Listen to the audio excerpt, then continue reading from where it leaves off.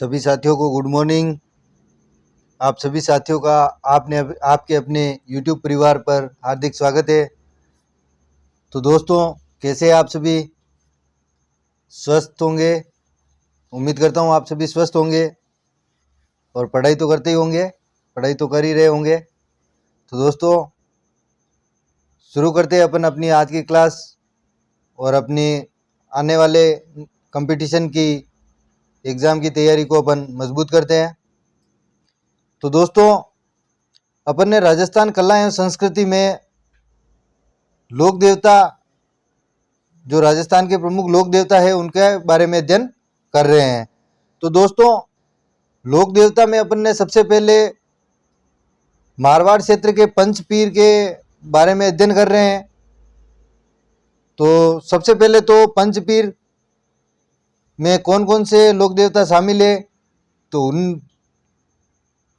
दोस्तों, गोगा जी, बाबू जी और रामदेव जी, इन तीनों लोक देवताओं के बारे में ये तीनों लोक देवता जो है वो पंचपीरों में शामिल है और इन तीनों लोक देवताओं के बारे में अपन अध्ययन कर चुके हैं।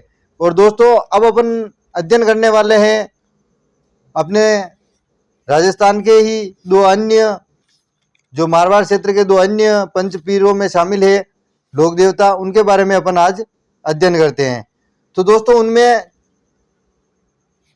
तीन लोक देवताओं के बारे में तो अपन चर्चा कर चुके हैं, रामदेव जी, गोगा जी और बाबू जी। ठीक है दोस्तों, तो आज अपन चर्चा करेंगे हड़बू साकला, है ना दोस्तों। तो दोस्तों, हड़बू साकला, साकला रामदेव जी के मौसेरे भाई थे। यानी कि रामदेव जी के मौसेरे भाई कौन थे? तो दोस्तों, हड़बू साकला थे। और इनका जन्म 15वीं शताब्दी में बुंडेल गांव नागौर में हुआ था। इनका जन्म कहाँ हुआ था दोस्तों?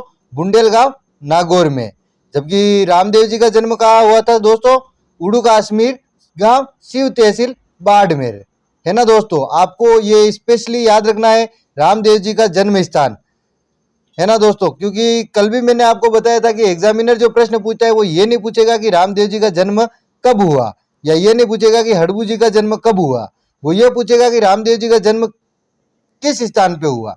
तो उड़ू कश्मीर गांव, शिव तहसील, जिला बाड़मेर। और उस प्रश्न में अगर वो ऐसा प्रश्न पूछता है कि रामदेव जी का जन्म हुआ, और उसमें तो जो पहला ऑप्शन डालेगा वो पहला ऑप्शन ये डालेगा पोखरण जैसलमेर, है ना दोस्तों। तो इसके लिए आपको थोड़ा ध्यान देना है इस बात पे। तो रामदेव जी का जन्म हुआ था उड़ू कश्मीर गांव, शिव तहसील, बाड़मेर में। और हड़बू जी का जन्म हुआ था, जो रामदेव जी के मौसेरे भाई थे, बुंडेल गांव नागौर में। इनका जन्म हुआ था 15वीं शताब्दी में। ठीक है दोस्तों। जबकि रामदेव जी का जन्म 1405 या 1409 ईस्वी विक्रम संवत माना जाता है। ठीक है दोस्तों। और ये रामदेव जी के पिताजी जो थे वो थे अजमाल जी तंवर। और हड़बू जी के जो पिताजी थे, हड़बू जी के पिताजी का नाम था मेहराज जी साकला, माता का नाम था सौभाग्य देवी। दोस्तों, ये आपसे वो हड़बू जी के पिता का नाम या माता का नाम वो डायरेक्ट नहीं पूछेगा।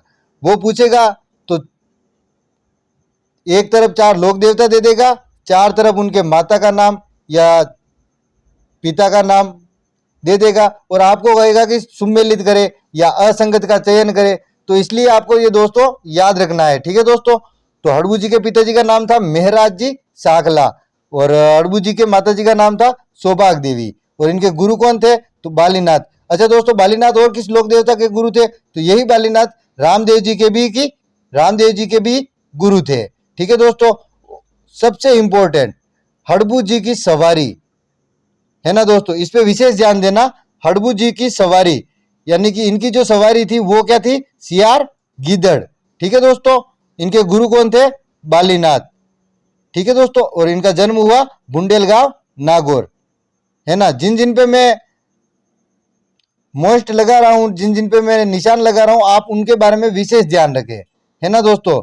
और हड़बू जी रामदेव जी के मौसेरे भाई थे। ठीक है दोस्तों। क्लियर है अभी तक? चले आगे दोस्तों। हड़बू जी के उपनाम शकुन शास्त्र के ज्ञाता, गायों के सेवक, भविष्य दृष्टिया, वचन सिद्ध पुरुष। भविष्य दृष्टिया भी कह सकते हैं या भविष्य दृष्टिया भी कह सकते हैं, ठीक है दोस्तों। और वचन सिद्ध पुरुष, इनको शकुन शास्त्र के ज्ञाता। दोस्तों शकुन शास्त्र के ज्ञाता किसे कहते हैं? वह व्यक्ति या वह सिद्ध पुरुष जिसे भविष्य में होने वाली घटनाओं की जानकारी वर्तमान में मिल जाए, तो उसे क्या कहते हैं अपन? शकुन शास्त्र के ज्ञाता। और इन्हें गायों का सेवक कहते हैं। दोस्तों ये गायों के लिए अपनी जो बैलगाड़ी थी उसमें बाजरा भर के गायों की सेवा करते थे। जब अकाल पड़ा था मारवाड़ क्षेत्र में, तब इन्होंने गायों की सेवा की थी। गायों के लिए बाजरा जो था वो इन्होंने गांव गांव में ले जाके बांटा था, ठीक है दोस्तों। इनका जो प्रमुख मंदिर है वो है बेंगटी गांव, फलोदी, जोधपुर। दोस्तों हड़बू जी साकला का प्रमुख मंदिर कहाँ है? बेंगटी गांव, फलोदी, जोधपुर में। और वहीं इनकी समाधि भी है, ठीक है दोस्तों। और इनके मंदिर का जो निर्माण हुआ था वो हुआ था 1721 में मारवाड़ शासक अजीत सिंह द्वारा। किसके द्वारा दोस्तों? मारवाड़ शासक अजीत सिंह द्वारा।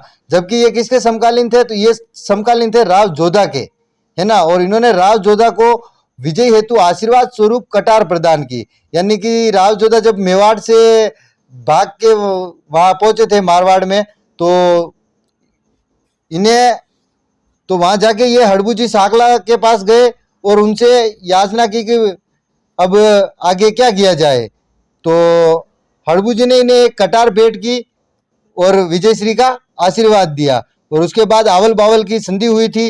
वो कब हुई थी दोस्तों? 1453 ईस्वी में, ठीक है दोस्तों। मेवाड़ मारवाड़ के मध्य हुई थी आवल बावल की संधि, है ना दोस्तों। ये राव जोधा के समकालीन थे, ठीक है। राव जोधा ने इन्हें बैलगाड़ी सिया भेंट की और इन्हें 52 जागीर प्रदान की। दोस्तों बहुत ही इंपॉर्टेंट है, राव जोधा ने इन्हें बैलगाड़ी भेंट की, ये तो सबको पता है। लेकिन उस बैलगाड़ी का नाम क्या था? तो उस बैलगाड़ी का नाम था सिया। सिया नाम की बैलगाड़ी इन्होंने भेंट की। राव जोधा ने हड़बू जी को सिया नाम की बैलगाड़ी भेंट की और इन्हें 52 जागीर प्रदान की। 52 जागीर जहां पे बेंगटी गांव बसा हुआ है ना दोस्तों। और इन्होंने हरमल गांव में शस्त्र त्याग कर गुरु बालीनाथ से दीक्षा ली। ये मैं आपको बता चुका हूं, इनके गुरु बालीनाथ थे और बालीनाथ जी रामदेव जी के भी गुरु थे, ठीक है दोस्तों। और इनके मंदिर में मूर्ति के स्थान पर इनकी बैलगाड़ी की पूजा की जाती है।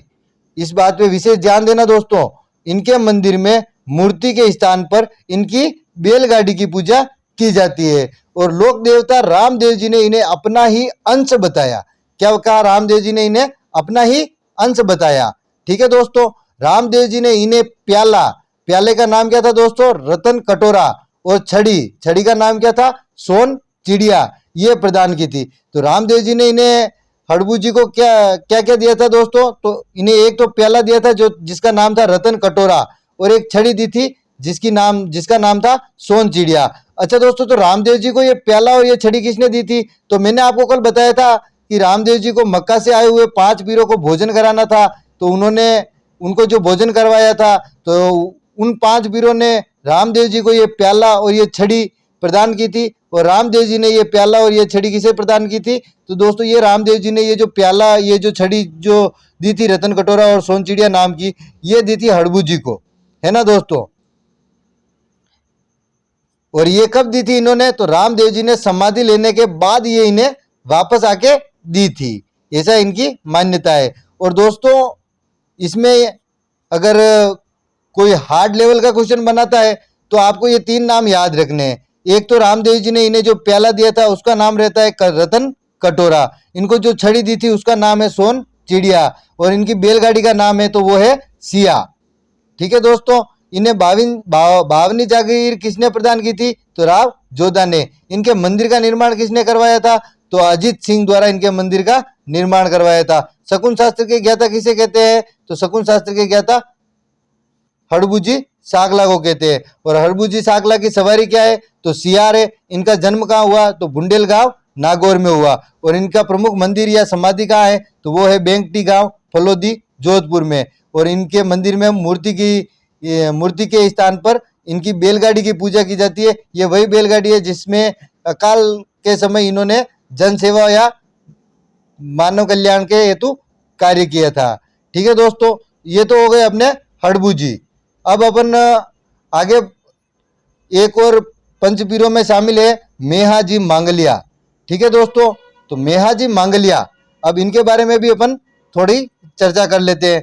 तो दोस्तों मेहाजी मांगलिया, इन्हें पहली बात तो ये कि इन्हें भी शकुन शास्त्र का ज्ञाता माना जाता है। लेकिन अगर एग्जाम में प्रश्न आए तो शकुन शास्त्र का ज्ञाता किसे माना जाता है, तो हड़बू जी साखला।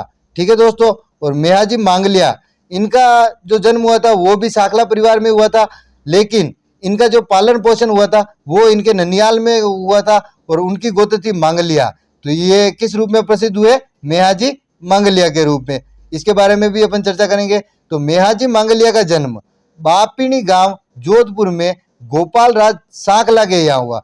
तो बापिणी गांव जो जोधपुर में है वहां पे एक सामंत थे गोपाल राज साकला, इनके यहाँ पे किसका जन्म हुआ, तो मेहाजी मांगलिया। और मेहाजी मांगलिया की सवारी क्या है, तो मेहाजी मांगलिया की सवारी उनका घोड़ा था और उस घोड़े का नाम था किरण काबरा। बिल्कुल दोस्तों, इस बात पे महत्वपूर्ण तौर से ध्यान देना, किरण काबरा किसके घोड़े किसकी सवारी थी, तो वो मेहाजी मांगलिया की सवारी थी, है ना दोस्तों। और इनका लालन पालन ननियाल में, ये बिल्कुल अपन चर्चा कर चुके हैं, मैंने बता दिया अभी आपको कि इनका लालन पालन कहाँ हुआ था, ननियाल में हुआ था, जिसके कारण इन्हें क्या कहा जाता है, मेहाजी मांगलिया, क्योंकि इनके ननियाल की गोत्र क्या थी, मांगलिया। और कर्नल जेम्स टोड ने इन्हें पवार वंशीय बताया है, बहुत ही इंपॉर्टेंट है। कर्नल जेम्स टोड ने इन्हें पवार वंशी बताया है, जबकि अन्य जो इतिहासकार है उनके अनुसार ये कौन थे, साखला राजपूत थे। जबकि इन्हें कर्नल जेम्स टोड ने इन्हें क्या बताया है, पवार वंशीय बताया है। जबकि इनका लालन पालन अपने ननियाल में हुआ तो इन्हें मांगलिया जी के रूप में, ये मेहाजी मांगलिया के रूप में ये प्रसिद्ध हुए। ठीक है दोस्तों, इनका प्रमुख मंदिर जो है वो है बापिणी गांव, जहां इनका जन्म हुआ था, जोधपुर में। अच्छा दोस्तों, इनका मेला जो लगता है, वेरी वेरी इंपॉर्टेंट, इनका मेला जो लगता है वो लगता है जन्माष्टमी के दिन। ये मैंने आपको बताया कि जब अपन लोक संत पढ़ रहे थे तब भी मैंने आपको बताया था कि किस लोक देवता का जन्म जन्माष्टमी के दिन हुआ था। तो जन्माष्टमी के दिन किस लोक देवता का जन्म हुआ था दोस्तों, तो मेहाजी मांगलिया का जन्म हुआ था। ठीक है दोस्तों, जन्माष्टमी कब आती है, तो भाद्रपद कृष्ण अष्टमी। ठीक है दोस्तों, इसको आप इससे जन्माष्टमी से जोड़ के याद रखें, भाद्रपद कृष्ण अष्टमी को जन्माष्टमी के दिन मेहाजी मांगलिया का जन्म बापिणी गांव जोधपुर में गोपाल राज साकला के यहाँ हुआ था। ठीक है दोस्तों, इनके पुजारी जो होते हैं साकला राजपूत, उनके परिवार की या उनकी वंश वृद्धि नहीं होती है। बिल्कुल दोस्तों, बहुत ही इंपॉर्टेंट है, इनके पुजारी जो होते हैं उनकी वंश वृद्धि नहीं होती है। अच्छा दोस्तों, दादू दयाल जो संत थे उनके भी पुजारियों की वंश वृद्धि नहीं होती है, वो भी गोद लेके अपना वंश चलाते हैं। ठीक है दोस्तों, जैसलमेर के राणंग देव भाटी से युद्ध में वीर गति को प्राप्त हुए। ये जो मेहाजी मांगलिया थे, ये जैसलमेर के राणंग देव भाटी से युद्ध में युद्ध करते हुए वीर गति को प्राप्त हुए। दोस्तों ये प्रश्न, ये जो मैंने मेहाजी मांगलिया के बारे में जो प्रश्न अभी तक पूछे गए उन सब के बारे में अपन ने चर्चा कर लिए। तो दोस्तों ये हो गए अपने पंचपीर। ठीक है दोस्तों, मारवाड़ क्षेत्र के जो 5 प्रमुख लोक देवता हैं उन्हें पंचपीर कहा जाता है, गोगा जी चौहान, पाबू जी, रामदेव जी, हड़बू जी और मेहाजी मांगलिया। तो अपन ने इन 5 के बारे में चर्चा कर ली है। अब अपन अपनी आगे की जो क्लास होगी वो होगी देवनारायण जी, तेजा जी, मल्लीनाथ जी, केसरिया कंवर जी। अभी जो और जो लोक देवता बाकी है अब अपन उनके बारे में भी चर्चा करेंगे। ठीक है दोस्तों, तो एक बार आप ये जो पंचपीर की जो क्लासें हैं एक बार इन्हें वापस देख ले। 4 क्लासों में अपन ने राजस्थान के 5 प्रमुख लोक देवताओं का अध्ययन कर चुके हैं जिन्हें पंचपीर कहा जाता है, और पंचपीरों में सबसे अग्रज माने जाते हैं तो वो है गोगा जी चौहान। ठीक है दोस्तों, तो मिलते हैं जल्दी अगली क्लास में। धन्यवाद।